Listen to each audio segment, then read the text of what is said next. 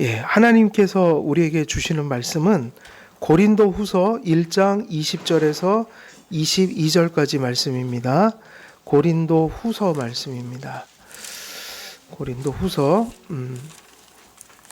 1장 20절에서 22절까지 함께 읽도록 하겠습니다. 함께 읽겠습니다. 시작. 하나님의 약속은 얼마든지 그리스도 안에서 예가 되니 그런즉 그로 말미암아 우리가 아멘하여 하나님께 영광을 돌리게 되느니라. 우리를 너희와 함께 그리스도 안에서 굳건하게 하시고 우리에게 기름을 부으신 이는 하나님이시니 그가 또한 우리에게 인치시고 보증으로 우리 마음에 성령을 주셨느니라. 아멘.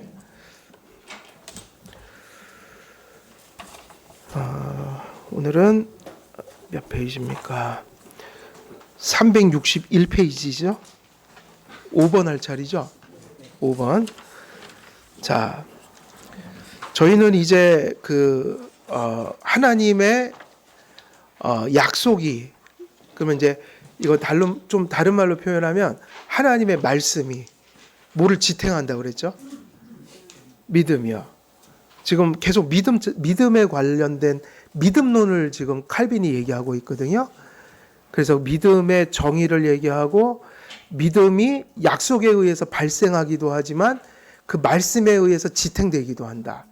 그러니까는 구원받으려면 말씀을 듣는 것도 맞지만 이미 믿음이 생긴 사람들은 또 뭘 의지해야지 믿음이 자라가는 거예요. 말씀이요. 근데 그 말씀의 약속이라는 것은 결국 뭐냐 그러면 그건 그리스도다. 그 얘기를 또 했었죠. 약속은 그리스도가 본질이다. 그러면서 이제 우리는 성령을 또 얘기했어요. 그 모든 것을 우리 안에서 약속을 확증시켜주고 인쳐주고 이런 역할들 믿게 만드시고 확신케 하시고 그래서 우리가 연약하지만 끊임없이 믿음을 지켜갈 수 있도록 그래서 성령은 미래 구원에 대한 모인 거예요. 우리가 땡겨 쓰는 걸 뭐라 그래요? 땡겨서 그걸 하는 거를 보증금 그러잖아요. 보증금은 뭐죠? 이사 갈 때 일부를 주고 근데 그 보증금을 줘야지 이제 우리가 그 집에 들어가 살 수 있잖아요. 근데 그 비슷한 거죠. 보증은 지금 오셔서 그 성령님이 계심으로 우리 미래가 확보되는 거예요. 왜냐하면 그분이 지켜주실 거니까요. 그래서 성령님을 얘기하면서 이제 어디까지 왔냐면 우리는 이제 성령님이 계심으로 뭐를 하시면 견인해 가신다. 성령님이 계속 흔들리면 또 확신케 해주시고 위로해 주시고 또 잘못하면 책망하시고 여러분 성령이 책망도 하십니까? 안 하십니까? 말씀은 그저 두 가지예요. 똑같은 말씀이지만 잘할 때는 격려가 되고 안 될 때는 책망으로 다가와요. 그러니까 누가 책망하는 게 아니라 말씀을 듣다가 책망이 되는 거예요. 그죠? 그 말씀을 듣다 보면 그게 지금 내가 거기에 잘 이렇게 안주해 있으면 그냥 그 말씀 하면 또 좋고 내가 잘하는 걸 얘기하니까 근데 똑같은 말씀이지만 또 내가 못하는 게 성경 말씀에 나오면 그 성경 말씀이 그럼 뭐가 되죠? 책망이 되죠. 양심을 책망해요. 그러니까 똑같은 말씀이 어쩔 때는 기쁨이 됐다가 어쩔 땐 또 책망을 하다가 근데 그게 다 은혜란 말이에요. 저희가 창세기 얘기하면서 노아가 그 노아에게 이제 구원의 길을 가르쳐 주실 때 방주를 짓게 하실 때 제일 먼저 한 말씀이 뭐였다고 그랬어요? 지난주 수요 기도회 때. 제일 먼저 한 건 경고였어요. 모든 사람이 죄를 져서 내가 쓸어버릴 거야 하면서 심판의 메시지를 노아에게 먼저 얘기하고 그 다음에 노아의 방주를 져라. 근데 이렇게 져라. 그 얘기한 거거든요. 그러니까 노아에게 제일 먼저 얘기한 건 책망이었어요. 그러면 사람들은 그 말씀을 읽으면서 저 죄 짓는 사람들한테 하는 그게 아니라 모든 주석들은 노아를 경고시킨 거라고 돼 있어요. 노아도 여전히 죄인이기 때문에 많은 그 사람들이 타락한 세상 속에서 살아가려면 경고를 받아야 된다. 그러니까 마음속에 긴장을 가지고 살아야 한다. 그래서 노아에게 제일 먼저 얘기한 건 경고성 발언이었어요. 내가 쓸어버릴 거야. 그러니까 이거를 짓고 들어가라 나중에. 그럼 노아도 똑같은 거예요. 자기 자신을 믿음으로 지키지 않고 방주를 짓지 않고 나중에 들어갈 곳이 없으면 노아도 그냥 같이 죽는 거죠.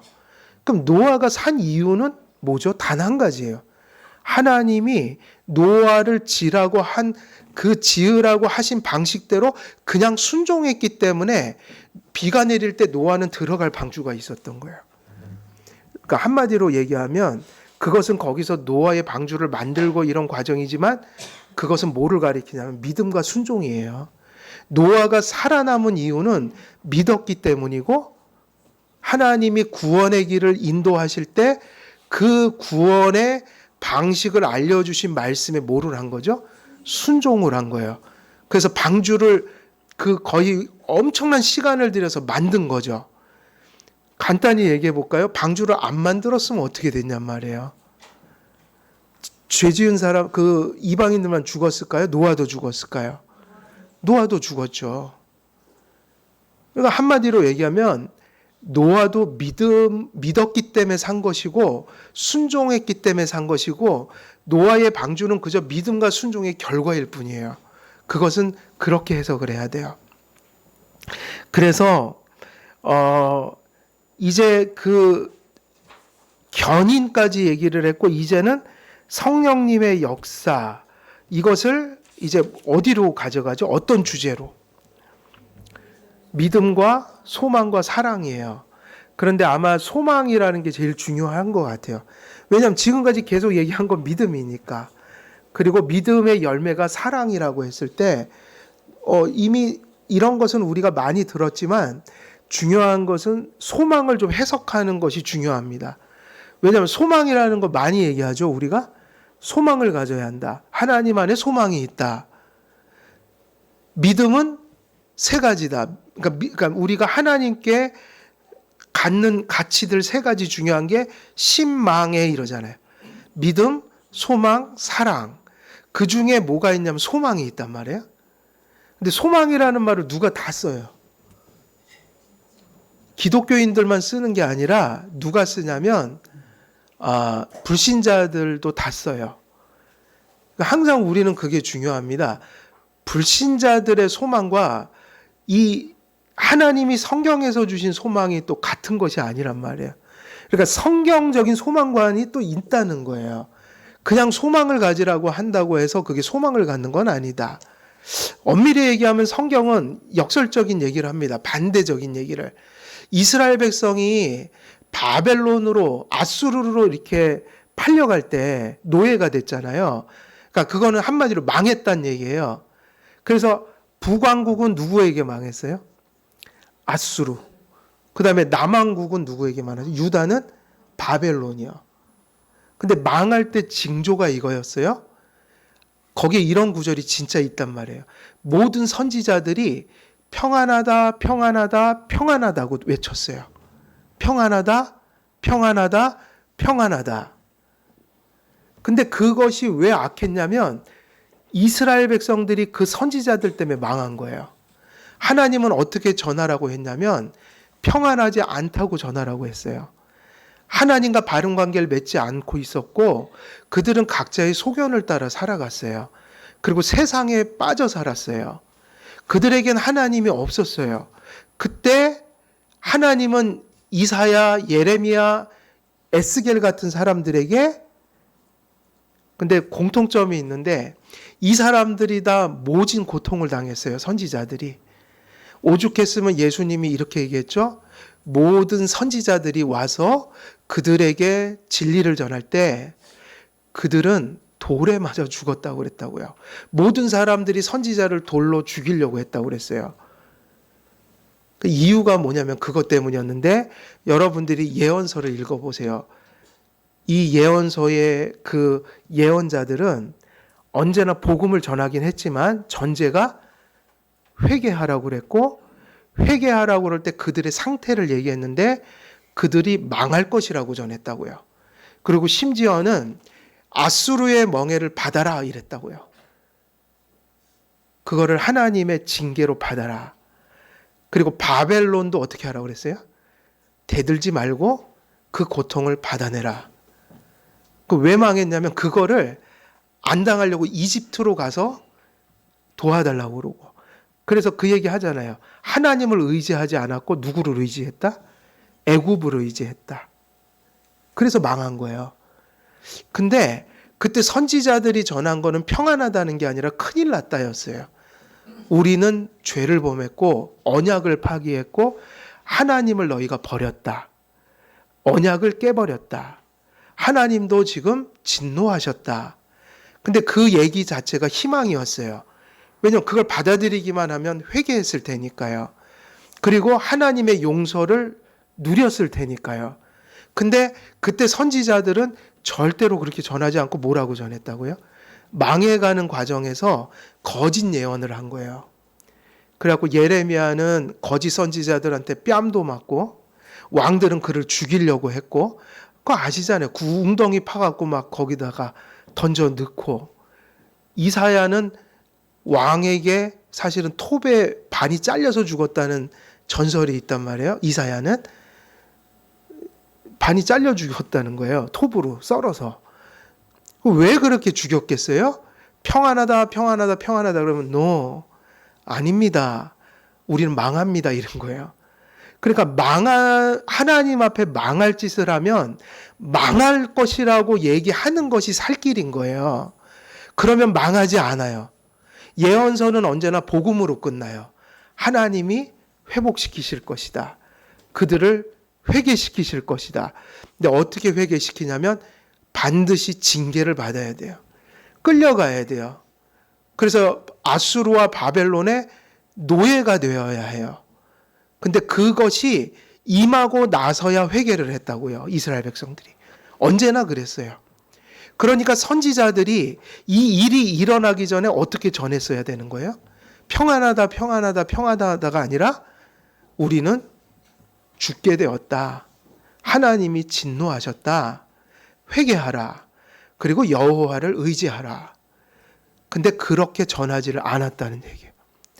그러니까 소망이라는 것이 이게 조금 잘못 이해하면 우리가 바라는 것이 듣고 싶은 것이 우리가 살아가기 편안한 것이 소망이라고 생각할 때가 많아요. 그래서 많은 사람들은 사실은 불순종을 하죠. 하나님, 우리는 그런 생각을 해야 돼요. 그게 무엇이든 사실은 나를 위한 가장 선한 길은 어디에만 있는 거예요? 그러니까 하나님의 영광은 둘째 치고 내가 살 길이 어디 있느냐는 거예요. 그리고 궁극적으로 나에게 복된 길이 어디 있냐는 거예요. 우리가 기독교인으로서 그걸 부인할 수 있나요? 하나님이 원하는 것 속에 그것이 있다고 하는 게 우리 신앙 고백이지, 하나님이 원하시지만 내가 원하지 않고, 또 하나님은 원하지 않으시지만 내가 원해서, 그게 무엇이든 그런 의미로서 자기 중심적인 선택을 해서 가는 게 복된 길입니다, 이 얘기를 기독교인은 참 할 수는 없는 거예요. 왜냐하면 그게 아닌 건 다 아니까요. 근데 어떻게 하냐면 그냥 생활 속에서 나도 모르게 하는 거죠. 근데 그런 건 없어요. 하나님을 거스르고 내게 복된 것은 없는 거예요. 그러니까 하나님께 영광되고 그가 원하시는 것을 선택할 때 실제로는 누구에게 선한 거예요? 우리에게요. 어쩌면 그게 목숨을 버리는 한이 있어도. 순교자들은 그 확신이 있어서 죽은 거 아니에요? 사실은 예수님 부인하면 뭐 많은 부와 또 장수를 누리며 살 수 있잖아요. 근데 그렇게 하면 내가 소위 말하면 이렇게 들어가는 거죠. 내가 그렇게 떵떵거리고 살다가 언젠간 죽을 텐데 그렇게 하나님 앞에 설 때 당할 일은 무엇인가? 그럼 내가 지금 당하는 게 이게 정말 비극인가? 아니면 차라리 이 비극을 당하고 내가 하나님께 순종할 것인가? 근데 왜 죽냐면 그것이 내게 유익한 것이라는 판단이 있는 거야. 그렇지 않겠어요? 누가 생명을 함부로 하나님께 드리겠어요? 그러니까는 그게 나에게 가장 복된 길이라는 확신이 있는 거예요. 근데 이 구약의 선지자들은 소망을 그렇게 심어준 거예요. 다 망할 때가 됐고 죽게 됐는데 약을 안 주고 그리고 해결책을 주지 않고 사람들이 평안하다 평안하다 평안하다 하니까 얼마나 좋습니까? 요즘에 이게 왜 이렇게 인스타그램 있잖아요. 왜 그렇게 그 타로점이 많이 올라와요? 6억 받겠어요. 당신의 3개월 뒤에 당신의 운명은 당신이 누릴 행운은 뭘까요? 막 그러면서 진짜 엄청 떠요. 그래서 이거 위험하다 생각했어요. 이렇게 모르겠어요. 우리 어머니 아버님들은 안 보실지 모르겠지만 또 아이들은 왜 좀 욕구가 생길 거 아니에요. 그래서 안 봤으면 좋겠어요. 올라오니 타로? 왜 내 것만 올라오죠? 근데 많이 올라와요. 저는 목사라서 시험하려고. 근데 그게 어쨌든 올라와요. 근데 그것만 올라오는 거 아니에요. 오늘의 운세도 올라와요. 그리고 띠별로 본 올해 최고의 저 안 봤어요. 저는 안 봐요. 내용을 몰라요. 그냥 그렇게 떠올랐다 이거예요. 제가 보면 안 되죠. 저는 안 봅니다. 근데 그거 보겠어요. 잘못하다 사람들이. 보지 마세요. 지금 속상해서 막 죽겠는데 당신의 고난을 헤쳐갈 뭐 그런 게 올라오면 보시면 안 돼요. 예. 근데 내가 바라고 원하고 나에게 편안한 것이 소망이 아니어서 이게 이제 해석이 좀 필요한 거예요. 그래서 제가 교회에서 그 얘기 잘 안 하는 거예요. 어린 아이들한테 주일 성수 잘해라. 그러면 비전을 주실 거야. 여기다 비전을 이루는 우리 청년회. 그래갖고 그런 거 안 한다고요. 왜냐하면 비전은 원래 그런 뜻이 아니거든요. 비전은 내가 바라거나 보통 세상에서 얘기하는 야망, 꿈 이게 아니라 보여진 거예요. 내가 보는 게 아니라 뭐가 비전이라고요? 성경에 나오는 비전? 그래 라틴어로 비데오 있죠? 비데오. 우리 비디오라고 그랬던 거. 비데오는 동사예요. 보이다예요. 내가 의지적으로 찾아서 보는 게 아니라 보여진 거예요. 그럼 그게 뭐냐? 계시를 의미해요. 약속이에요. 하나님이 내게 주신 약속. 그러니까 성경이라고 볼 수 있어요. 그래서 하나님의 그러한 묵시가 사라지면 백성들이 방자히 행한다. 그때 쓰는 얘기예요. 그래서 소망이 무엇인가도 좀 잘 정리할 필요가 있어요. 자, 믿음과 소망과 사랑의 관계를 볼게요. 칼뱅은 먼저 믿음과 소망의 관계를 다룹니다. 믿음의 본성은 뭐라고 그랬죠? 뭐를 향해 있어요? 예. 우리 교회는 이제 금방 답이 이렇게 나오잖아요. 근데 이거 원래 답이 안 나와요. 어딜 가도. 신학생들 앉혀놓고요. 믿음이 지향할 바가 뭡니까? 이러면 아무도 대답을 안 하고 가만히 있어요. 왜냐하면 정리를 해본 적이 없는 거예요. 한길교회는 우리 성도님들은 정말 감사한 게 이걸 다 팔 수 있잖아요. 이미 들어와 있잖아요. 의미가. 그러니까 이걸 잊어버리시면 안 돼요. 믿음의 본성은 무엇을 향해 있는 거예요? 그러니까 믿음은 내 안에서 부패한 본성에서 나온 것을 믿는 게 믿음이 아니고 이 땅에서 나온 걸 믿는 건 믿음이 아니에요. 그건 사이비예요. 왜냐하면 사이비는 악한 사람 가슴 속에 나온 거짓말이잖아요. 그러니까 우리는 믿음은 절대로 자기 속에서 나온 거를 믿는 신념이 아니라 내 밖에서 주어진 계시를 믿는 거니까 약속을 믿는 것이니까 믿음은 언제나 대상이 있다고 그랬죠. 대상이 분명해야 된다. 근데 바로 얘기했던 약속이 뭐냐면 성경에 기록된 것들이라고요. 그것이 중요합니다. 믿음은 그 고유한 기초로 약속을 어떻게 한다고요? 의지합니다. 앞에서 얘기했던 게 또 나오죠? 믿음은 무엇 기초로 해요? 약속이요. 따라서 믿음은 바라는 것들의 뭘까요? 실상이고 보이지 않는 것들의 증거다. 여러분, 약속을 주셨다는 건 누구의 뜻인 거예요? 우리가 바라는 것들이? 하나님이 바라는 거죠. 그럼 그 지금 말씀드린 약속은 누구 가슴 속에 있는 거예요? 하나님의 지성과 하나님의 의지 속에 있는 거죠. 이게 중요합니다. 세상의 모든 존재하는 것들은 창조, 구속에 속한 모든 것들을 통틀어 존재하는 것들은 누구의 사실은 마음속에서 나온 것들이에요. 예, 이게 진짜라는 거예요. 그래서 우리는 보이는 것이 실상이라고 생각하지만 그게 아니라 보이는 것, 그러니까 믿음이 바라는 것들에 뭐라는 거예요? 실상이라는 거예요. 우리는 눈에 보이는 걸 실상이라고 생각하는데 그게 아니라 믿음은 바라는 것들의 실상이라는 얘기는 눈에 보이는 게 거기서 기원이 될 수 없고 하나님이 약속하시는 것이 그게 되는 거다. 그러니까 그걸 믿는 게 뭐니까요? 믿음이니까. 믿음이 바로 바라는 것들의 뭐가 되는 거예요? 실상이 되는 거라고요. 그러니까 우리가 하나님의 말씀을 따라 소망하는 것들은 실상이에요. 그럼 반드시 이루어지고 절대적인 가치들을 품고 있어요. 왜냐하면 그것은 어디서 온 거기 때문에 하나님의 말씀, 그의 마음, 인격에서 온 거라는 거예요. 그래서 믿음은 바라는 것들의 실상이고 보이지 않는 것들의 증거라고 그랬어요. 보이는 게 증거가 아니라 믿음이 바라보는 말씀이 증거예요. 그러니까 이 말하고 똑같습니다. 여러분, 빛의 실상은 뭘까요? 그러면 빛의 실상, 그것은 원래는 빛이 어디서 온 거예요? 최초의 기원이 빛이 있으라 하시니, 그러니까 빛이 있으라 하나님의 그 말씀이 빛의 실상이에요. 빛은 이 말씀이 없었으면 존재하지 않아요.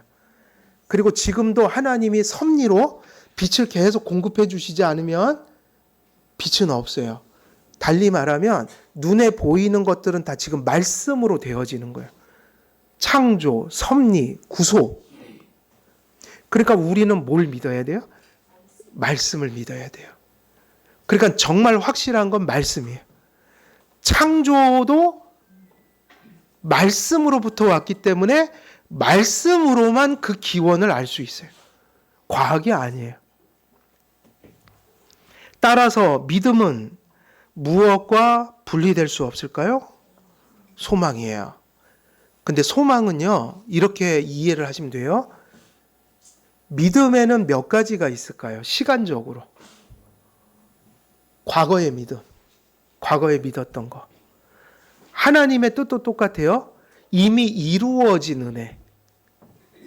그리고 믿음에도 또 시점이 있죠. 무슨 시점이 있어요? 현재. 지금 믿고 있잖아요. 지금 주신 믿음. 은혜는요. 하나님의 약속의 성취도 현재가 있다고요. 지금 이루어지고 있는 거예요. 지금. 여러분은 과거에 구원받은 것만 아니라 지금 구원을 받았고 또 계속 받고 있어요. 그러면 이제 마지막 남은 건 뭐예요? 여기서 이제 어려워집니다. 많은 사람들은 과거의 것은 경험했기 때문에 부인은 못해요. 그리고 지금 있는 것이기 때문에 또 부정을 못해요. 하지만 지금 그것을 소유했지만 모든 사람들은 무엇을 두려워해요? 보통 미래를 두려워해요. 잘못되면 어떡할까? 근데 믿는 사람들이 이면에 있어서는 부정을 못해요. 뭐 믿음은 그런 거 이제 제외하고 당장 내 경제, 건강, 또 내가 죽으면 어떡하지 이런 거. 그죠? 그러니까 소위 말하면 모든 그리스도인들이 내일의 염려를 제거하질 못해요. 그러니까 예수님이 믿는 사람도 염려를 안 할 수가 없으니까 염려를 극복하라고 염려하지 말라. 그 얘기를 하실 필요가 있는 거죠. 그런데 우리 모두는 사실은 어느 사람도 정도의 차이는 있지만 모든 사람은 어느 정도 뭘 두려워하고 살아요? 미래요. 이유가 뭐냐면 왜 미래가 두렵냐면 이유는 한 가지밖에 없어요. 그러니까 지금 넘치는 은혜를 받으면서도 사람은 내일 일 때문에 지금 흔들리는 거예요. 놀랍죠? 지금 엄청나게 부어주고 계세요. 그리고 지금 우리가 못 사는 게 아니라 다 살아요. 근데 막 죽어가요. 다 죽어가.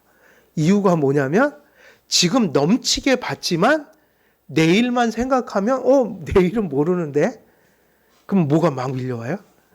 염려가. 그러니까 염려는 없는 사람만 하는 게 아니에요. 있는 사람은 가진 게 많을수록 또 더 클 수도 있죠. 왜냐하면 잃을까 봐요. 그러면 그게 왜 그러냐면 그게 그 얘기예요. 오늘 넘치는 은혜를 받으면 감사만 하고 살면 되잖아요. 근데 사람은 그러질 않고 내일 무슨 일이 있을지도 모르니까. 그리고 내가 지금 가지면 또 가진 게 염려가 되는 거예요. 잃을까 봐. 그 성경에 나오죠. 엄청나게 잘 되니까 걱정하잖아요. 내일 일을. 그 뭘 만들려고 했어요? 그 사람이 그 사람이에요. 아니 거지같이 살고 막 이런 사람들이야 당장 먹을 게 없으니까 걱정한다 해도 이 사람의 걱정은 더 컸어요, 사실은. 거지들은 그 정도 걱정 안 해요. 지금 못 먹는 게 지금 걱정이지. 근데 거기서 보면 너무 많이 가져갖고 이게 강도가 들어오면 어떡하지? 이거 도둑놈 들어오면 어떡하지? 그러니까 하나님이 뭐라고 그러셨어요? 야, 내일 내가 네 영혼을 불러버리면 그거 곳간에 들이기는커녕 네 것이 되겠느냐? 얘기하신 거예요. 그게 뭐냐면 인간이에요. 사람은 지금 넘치는 은혜를 받아도 내일 일이 걱정되는 거예요. 그러니까 미래라는 것 자체가 무슨 대상인 거예요, 사실은? 염려요. 신앙적으로 보면 아유, 내 믿음이 큰일 나면 어떡하지? 뭐 그런 염려도 하고 또 뭐 경제적인 것도 염려가 되고 또 뭐 기타 등등 너무 많은 거예요. 내일 내가 길 가다가 벽돌이 떨어져 죽으면 어떡하지? 다 가능해요, 안 가능해요? 가능한 얘기예요. 안 일어났으니까 두려워해요.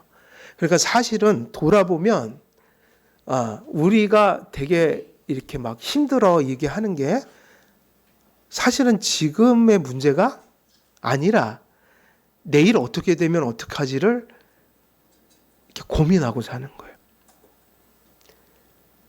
소망은 뭐냐면요. 이게 소망이 단지 바란다는 의미가 아니라 소망의 정확한 의미는 이거예요. 우리는 소망하면 아까 그랬죠. 세상에서 말하는 바라는 거. 내가 뭐가 되길 원하고 뭘 갖길 원하고 뭐가 됐으면 좋겠고 그러니까 내가 원하는 게 소망이라고 생각해요. 근데 성경에서 소망은 다른 의미가 아니라 미래적인 믿음을 의미해요. 똑같은 믿음인데 이 믿음은 좀 독특해요. 과거의 믿음도 아니고 현재 믿음이 아니라 언제의 믿음인 거예요? 미래의 믿음이에요. 아직 오지 않은 미래의 영역 속에 하나님을 믿는 거예요. 그러니까 그냥 믿음이에요, 소망을. 근데 왜 소망이냐면 아직 오지 않은 것을 믿으니까. 근데 과거, 현재, 미래의 믿음이 왜 똑같은 거죠, 사실은? 우리 믿음은 뭘 믿는 게 믿음이라고 그랬습니까? 약속이요. 그러니까 이 믿음이에요. 과거에 이루어진 걸 믿고 지금 이루어지고 있는 걸 인정하고 근데 여기 하나가 더 필요한데 아직 일어나지 않은 것도 믿고 살아야 한다 이 얘기예요. 미래에 성취될 거. 그 미래에 이루어질 약속한 것을 믿는 것 중에 제일 큰 믿음이 뭘까요? 지상에서 우리가 그것 때문에 내가 힘을 얻어 이런 거. 무슨 믿음이어야 되죠? 그 믿음이? 150세까지 사시는 거예요. 무슨 믿음이에요? 부활이요, 부활. 아직 우리가 부활은 안 됐잖아요. 지금 거듭나만 있지. 근데 미래에 약속된 게 뭐죠? 부활이니까 사실은 우리가 극심한 고통 중에 부활 때문에 이겨내야 되는 게 진짜 믿음인 거예요. 내가 아무리 여기서 죽고 별일 다 당해도 나는 부활할 사람이다. 예수님 말씀대로 하면 죽을 수도 있지만 죽어도 산 것이오 그랬잖아요. 그럼 왜 그렇게 고백하죠? 부활을 믿으니까요. 여러분 다 죽으면 뭐 될 거예요? 부활할 거 아니에요? 그럼 그 소망이 있는데 왜 절망을 하냔 말이에요. 그 절망은 가끔 하는 이유는 그게 잘 안 보이죠. 염려하고 이러는데 부활이 되게 뭔 소용이냐 이러죠. 다들. 그게 그렇게 여겨진다니까요. 난 지금 막 현실적인 문제로 막 힘들어 죽겠는데 부활의 소망을 가지십시오 그러면 아유 뭐 뜬구름 잡는 소리 하죠 목사님이. 예? 나는 지금 힘들어 죽겠는데 진짜 그 마음이 있다니까요 성도들 속에. 그게 의미가 없다고요. 지금 내 힘든 거하고는. 그건 그거고 내가 지금 힘든 건 힘든 건데 그 부활은 나하고 관계가 없다고 생각한다고요. 근데 사실은 진짜 크리스찬은 어떤 사람이 크리스찬이냐면 지금 모든 고통을 부활할 것 때문에 이겨내는 거예요. 절망을 안 한다 이거예요. 근데 왜 소망이 필요하냐면 지상에서 우리 믿음은 앞에서 얘기한 것처럼 그렇게 연약해요. 가끔은 부활이고 뭐고 안 보여요. 그리고 그게 뜬구름 잡는 소리 같은 거예요. 근데 사실은 소망은 그걸 얘기하는 거예요. 미래의 약속을 지금 붙들고 있으므로 아직 오지 않은 것을 믿음으로 지금 현실을 이겨내고 가는 거예요. 그래서 소망이라는 게 무슨 의미라고요? 소망은 정의가 뭐예요? 미래의 약속을 믿는 믿음이다. 그거를 언제 해야 되죠? 미래 가서 하는 게 가능합니까? 지금 해야 합니까? 그게 믿음이니까요. 그러니까 지금 요구받고 있는 거예요. 하나님이 구원받는 믿음은 뭐냐면 과거, 현재, 미래를 그분께 맡기는 거라고요. 근데 그거는 죽어서는 끝이잖아요. 맡길 게 없잖아요. 그러면 언제 맡기냐면 그 믿음은 지금 가져야 되는 믿음이에요. 그래서 우리가 세상에 험난한 세월을 지낼 때 역시 미래에 함몰되지 않는 거, 미래의 염려에. 그것은 미래의 위험을 생각하는 것보다 미래 속에서 나와 함께 하실 하나님을 더 의지함으로 힘들긴 하지만 또 이겨내고 가는 거예요. 그러니까 제가 그 얘기를 하는 겁니다. 염려를 안 하는 것은 사람이 아니에요. 사람은 염려를 안 할 수 없단 말이에요. 그런데 크리스찬은 염려를 하지만 좀 다르다. 뭐에 대한 약속을 믿기 때문에 미래요. 그러니까 꼭 부활만이 아니라 내일 일을 모르기 때문에 오는 불안이잖아요. 내일 내가 잘못되면 어떻게 할까? 그러니까 그 잘못되면 어떡하지? 그 염려는 누가 계시면 되는 거예요, 해결이. 지금 그런 것처럼. 지금 내가 막 감사할 때 그것 때문에 감사하잖아요. 힘들었는데 하나님이 나와 함께 하셨네. 지금은 그런 걸 갖는데 어디서 잘 안 되냐면 미래만 생각하면 잘 안 된다. 그런데 미래를 두려워하는 이유가 뭐냐면 잘못될까 봐. 그런데 그걸 이길 방법은 하나밖에 없는데 그 미래에 두려워하는 그것 속에 누가 계실 것을 의지하는 거예요. 그러면 염려가 좀 제거되는 거예요. 그러면서 이겨내는 거예요. 근데 우리가 가끔 살아가다 보면 건강, 경제, 신앙 이 모든 것이 미래를 생각하면 염려에 함몰돼 버릴 때가 있어요. 그러면 우리는 완전히 늪에 빠져갖고 빠져나오질 못해요. 그 염려가 무서운 겁니다, 여러분. 저는 무슨 염려를 많이 할까요? 당연하죠. 목양을 하니까 목양의 염려를 하죠. 이런저런 염려, 근심, 그리고 우리 교회가 미래에 어떻게 가실 것인지. 그럼 저는요, 마음이 되게 여린 사람이에요. 심장이 콩알만 해갖고요. 그냥 빠져갖고 허우적대면 저도 이불 뒤집어 쓰고 막 일주일 동안 끙끙 앓고 제가 개척하고 1, 2, 3년째까지 그러고 살았어요. 많이 힘들었어요. 초창기는 좀 힘들죠, 더. 교회가 터가 없잖아요. 어디로 갈지도 모르겠고. 그러면 염려가 많이 오거든요. 그러면 제가 그걸 경험한 거예요. 저도 우울증이 왔다 갔다고 봐야 돼요. 그걸 그냥 그렇게 표현하면 전 이해가 가요. 그냥 나는 아무것도 생각 안 하는데 파도가 이렇게 오는 거 아시죠? 파도. 근데 대한민국엔 그런 파도 없습니다. 저기 유럽에 무슨 이게 파도 타기 하는 데 있죠. 텔레비에서 봤어요. TV에서. 그럼 거기는 막 파도가 이렇게 치대요. 이렇게. 그럼 거기다 서핑을 하잖아요. 근데 그게 이렇게 쭉 와요. 그게 뭐가 왔냐? 불안이 오신 거예요, 이제. 그럼 퍽 하고 치면 나도 그 무서운 게 그거라니까요. 이유가 없잖아요. 뭔 일이 있는 것도 아니고 그냥 불안한 거예요. 왜 불안하냐? 그래 따져봤더니 미래를 두려워하고 있는 거예요. 그래 요즘에는 많이 좋아졌어요.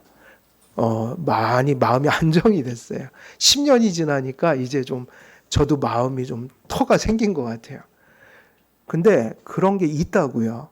그게 무슨 얘기냐면 오지도 않은 일에 함몰돼 사는 거예요. 그러니까 거기 빠지면 못 나옵니다. 꼭 누구같이 못 나와요. 베드로처럼. 무리를 걷다가 풍덩 빠지면 못 나와요. 그러니까 누가 손을 내밀어 주셔야 돼요? 그리스도요. 그래서 믿음을 가져야 합니다. 미래의 염려에서 빠져나오려면 미래 속에 누굴 둬야 돼요? 하나님이요. 저 다른 소리 아니라 간단한 겁니다. 과거와 현재의 하나님을 내가 둔 거잖아요.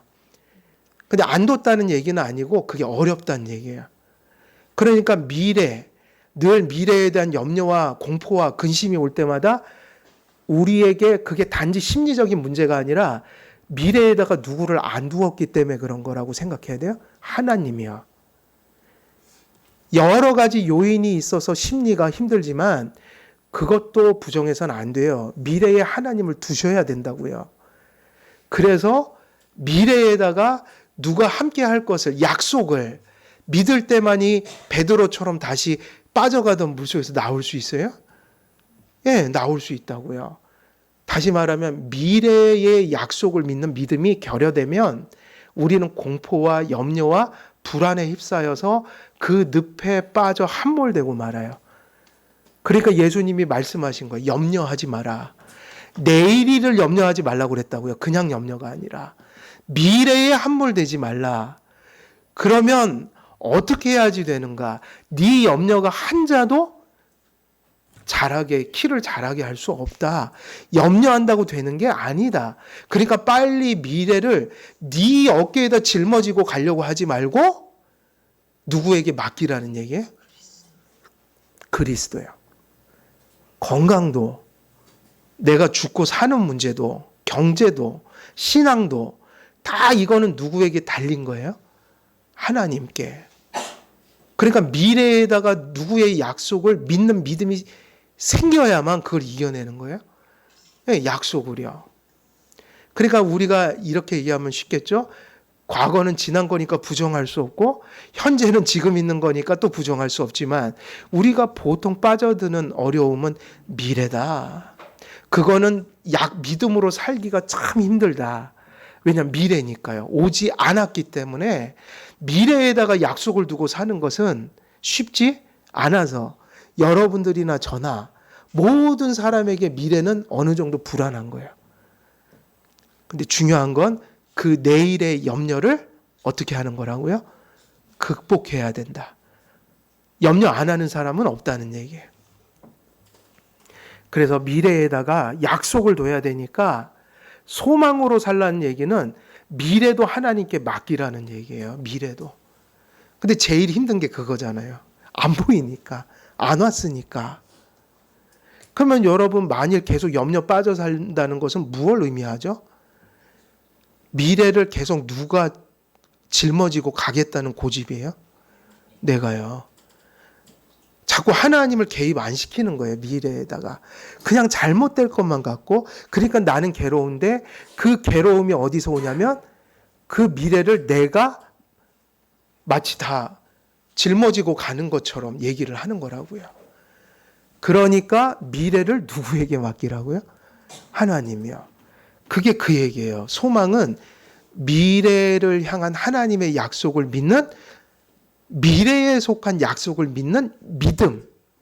그러니까 똑같은 믿음이에요. 하나의 믿음이에요. 달리 표현하면 하나님께서 우리들에게 언약하신 것들을 확실하게 또 안전하게 소유한 것이. 그러니까 내 미래 속에 있는 약속을 지금 어디에 두어야 돼요? 우리 가슴 속에. 그러니까 그 믿음이 약해지면 미래의 위협을 받는 거예요. 그래서 그 누구죠? 그 불임절에서 모르드게 나오고 갑자기 생각. 에스더. 그죠? 에스더가 어떻게 하면서 죽음을 각오하고 나왔죠? 죽으면 죽으리다. 그건 꼭 죽는다는 얘기 아니에요. 무슨 얘기냐면 죽이든 살리든 이제 누가 알아서 하세요예요. 그러니까 죽으면 죽으리라는 왜 위대한 믿음의 말이냐면 하나님께 내가 맡기겠다 이거예요. 죽든 살든. 그러니까 에스더가 그 엄청난 이스라엘 백성을 향해 귀한 과업을 이루었던 거는 미래에 대한 몫을 맡긴 거예요. 그럼요. 그의 운명을 믿음의 약속에 맡긴 거죠. 그러므로 믿는 것들은 소망 가운데 있습니다. 또 약속은 육신의 감각으로 인식할 수도 취득할 수도 없기 때문에. 그래서 여러분, 약속은 말씀이잖아요. 내용이잖아요. 내가 바라는 게 소망이 아니라고 했잖아요. 그러니까 뭐를 따라 살지 마세요. 감정 따라 살지 말라는 거예요. 감정을 따라 믿지 말라는 거예요. 그거는 매우 속을 확률이 높아요. 있을 수도 있고 없을 수도 있는 거거든요. 그러니까 뭐를 의지해서 사는 거죠? 객관적인 하나님의 계시의 말씀. 그래서 감정을 믿으면 안 돼요. 그래서 이 믿음을 명시 또는 증거라고 부를 때 아우구스티누스는 현재 없는 것들에 뭐라고 그랬죠? 이게 믿음이란 말이에요. 미래니까 없잖아요. 지금 거듭났지만 아직 부활한 건 아니잖아요. 근데 왜 우리가 아주 분연히 일어나 순교도 할 수 있어요? 죽여봐라. 나 부활할 거니까. 근데 부활이 현재 있어요? 없어요? 당장 지금. 완전한 모습은 아니잖아요. 근데 그거를 현재 얻는 것들을 언제 확신하는 거예요? 지금이요. 왜냐면 미래에 대한 걸 믿는 건 지금이니까. 지금 제가 말씀드리는 거를 여러분들이 영영하게 할 때 잘 생각해 보세요. 그럼 사실 도움이 될 수 있어요. 확신이라는 말의 헬라어는 엘레코스입니다. 바울은 마치 나타나지 않은 것들의 증거요, 보이지 않는 것들의 공이요, 모호한 것들의 명료함이요, 현재 없는 것들의 현존이요, 숨은 것들의 보임이라고 말하는 것 같습니다. 실상이요 할 때 그게 엘렌코스라고 그랬잖아요. 그러니까 이 말이 틀린 게 아니고 진짜란 말이에요. 왜냐? 이 약속은 아까도 얘기했지만 나타나기 전에 나타났든 나타나지 않았든 지금 누구 속에 있는 게 약속이에요? 하나님의 가슴 속에, 의지 속에. 그럼 이것보다 확실한 게 있을까요? 없을까요? 하나님의 생각 속에, 의지 속에 있는 게 반드시 일어나는 거예요. 그리고 지금 있는 것들은 그분의 의지 속에 있어서 나타난 것들이에요. 그러니까 미래 속에 우리가 그 약속을 받을 수 있어요? 없어요? 있죠.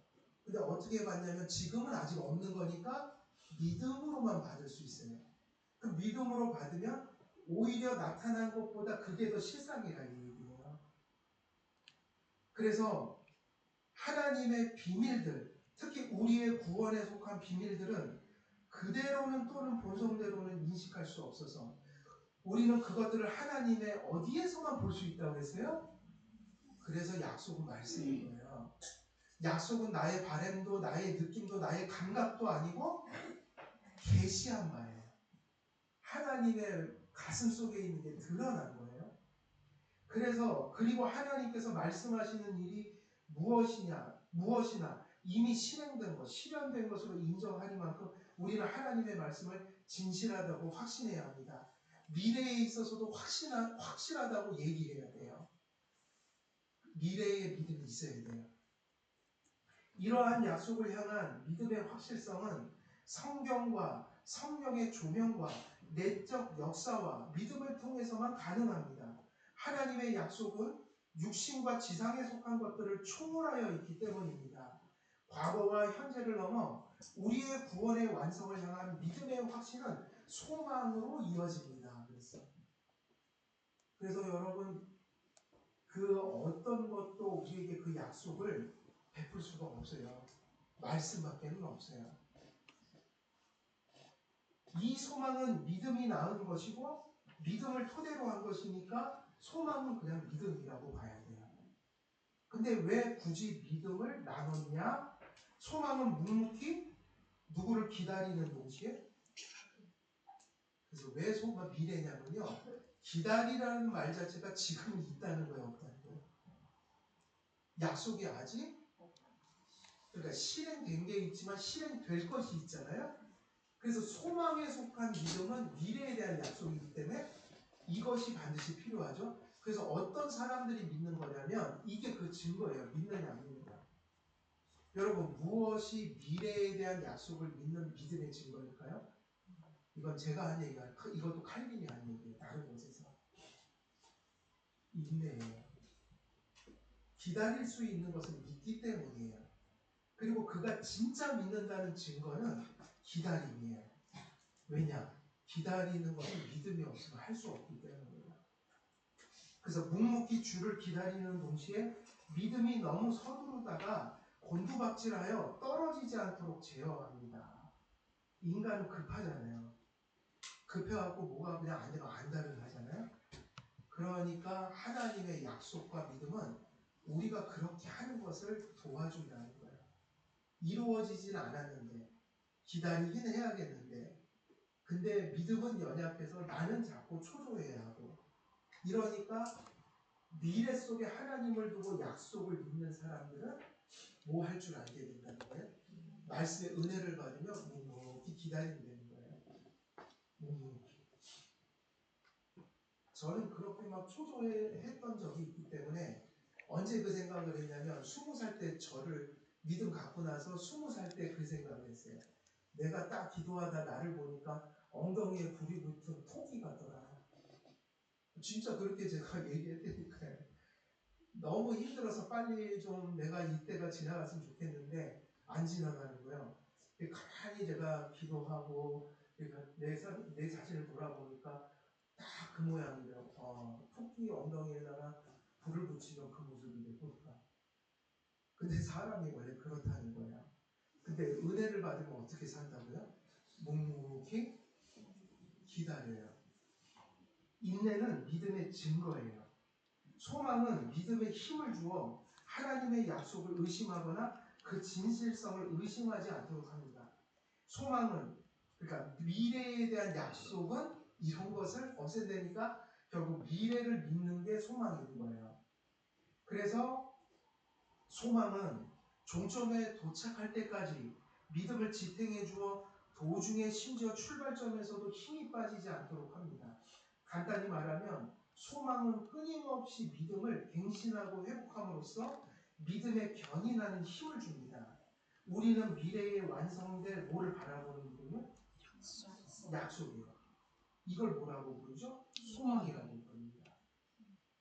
그러니까 한마디로 이건 성도들의 싸움인 거죠. 미래는 불안하니까. 누구에게나. 그러니까 미래에도 뭐를 두어야 된다는 거예요? 약속을. 그것을 믿는 믿음을. 그럼 이걸 다른 말로 표현하면 미래도 누구에게 맡기고 살 줄 알아야 된다? 하나님. 칼뱅은 믿음과 사랑의 관계에 대해서도 말합니다. 소망은 끝난 겁니다. 사랑의 관계도 말합니다. 사람의 믿음이 깨우침을 받아 하나님의 선하심을 맛보게 되면 그것과 동시에 하나님께 대한 뭐로 보답하고자 하는 마음이 충만해진다고요. 네. 그 사랑은요, 내가 사랑이 많아요 그러면 안 돼요. 제가 그런 분들 예전에 볼 때 막 겁이 났어요. 스스로 나는 하나님 사랑이 참 많아요. 이러는데 어떻게 저렇게 감히 얘기하지? 그런 거예요. 모든 사람은 사실은 사랑 앞에 부끄러워야 되는 게 맞고, 근데 사랑이 많더라도 이렇게 고백해야 돼요. 이 사랑은 내게서 나올 수가 없는 거예요. 믿음에서 나온 열매라고요. 달리 표현하는 그거는 더 정확히 얘기하면 하나님이 먼저 엄청난 사랑을 베풀어 주시니까 늘 얘기하듯이 우리가 착해지는 이유가 거기 있어야 돼요. 너무 감사해서. 그러니까 은혜를 깨우칠 만큼 누구를 열렬히 사랑하고자 하는 거예요. 예. 그러니까 제가 그 얘기를 하는 거예요. 누군가를 사랑하고 하나님을 사랑하려면 노력하기 전에 하나님 사랑을 깨달아야 된다는 거예요. 그래서 감사해야 된다. 그러면 사랑하게 된다. 그래서 여기서 얘기하는 성도들에게 그 요구되는 그 사랑이라는 것이요. 하나님의 뭐를 맡긴 거예요? 선하심이요. 동시에 하나님께 대한 열렬한 사랑으로 보답하고자 하는 마음을 갖게 됩니다. 따라서 사랑은 하나님의 구속적 은총과 자비를 믿는 신앙에 근거합니다. 그랬으니까 절대로 기독교에서 행위로는 인간의 본성에서 나온 것이 아니라 받은 은총의 열매랍니다. 그래서 약속을 확신한 믿음은 언제나 뭐를 낳아요? 사랑이요. 믿음과 사랑은 똑같은 게 아닌데 이 믿음은 언제나 무엇의 어머니예요? 행위예요. 그래서 이렇게 표현할 수 있어요. 믿음이 진짠가 보려면 믿음의 속성이 이런 거니까. 믿음은 항상 옆구리에다가 사랑을 이렇게 끼고 다녀요. 근데 그게 새끼예요, 새끼. 어미가 아니라. 그래서 우리는 믿음으로만 구원받는다는 얘기를 하면서도 믿는 자는 믿음의 증거를 보여야 한다. 그게 행실이에요. 그래서 이것은 구분되지만 분리되지는 않는다. 그러나 믿음이 사랑을 낳는 인과 관계 속에서 이해되어야 합니다. 그러나 스콜라 철학자는 그때 말했던 카톨릭의 전통주의자들은 사랑이 믿음과 소망보다 더 먼저 있다고 하셨어요. 그리고 믿음을 사랑이 믿음으로 만든다고 봤어요. 반대해요, 우리하고. 그래서 우리는 반대죠. 믿음이 있어야 행할 수 있다. 그러나 우리 속에 처음으로 사랑을 일으키는 것은 오직 뭐다? 믿음입니다. 그래서 이제 여기까지 하면 우리가 신망이라고 하는 믿음, 소망, 사랑이 뭔지를 그냥 간략하게 좀 정론하고 갈 수 있게 됩니다. 오늘은 여기까지 말씀을 전하도록 하겠습니다. 제가 기도하겠습니다. 하나님 아버지, 오늘도 믿음과 소망과 사랑의 관계를 또한 이야기하였습니다. 바른 믿음관을 갖고 또 소망과 사랑에 대한 관을 우리 심령 속에 정립하여 주님을 모신 자로서 그 신망이라는 귀한 기독교의 덕을 우리의 삶 속에 어떻게 인식하고 또 믿음 안에서 그것을 누리며 행사하고 또 그것을 전할지 우리가 또 이러한 모든 말씀의 시간들을 통해 잘 믿고 또 구현해낼 수 있도록 하나님의 성령께서 또한 역사하여 주옵소서. 감사드리오며 우리 주 예수 그리스도의 이름으로 기도드리옵나이다. 아멘.